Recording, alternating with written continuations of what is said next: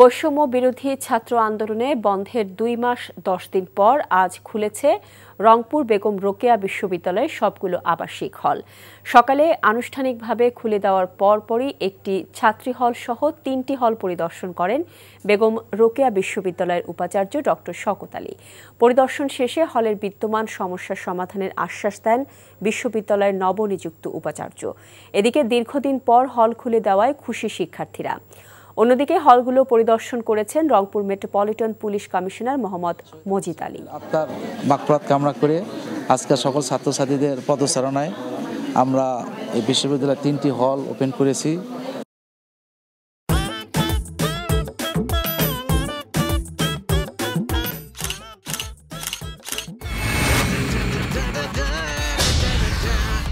Thank you so much. শুধু থ্যাঙ্কসই দিবেন আর কিছু দিবেন না? যদি দেওয়ার মতো হয় সো যে কোনো কিছু। খুব খুশি লাগলো আপনার সাথে ডিল করে। Deal done. হ্যাঁ 50 লাখ। বিউটিফুল। আমি চাচ্ছি এই থার্ড ডেতে তোমাদের এনগেজমেন্টটা করে ফেলো। এখানে তো রতন নামে কোনো কিডনি ডাক্তার নাই।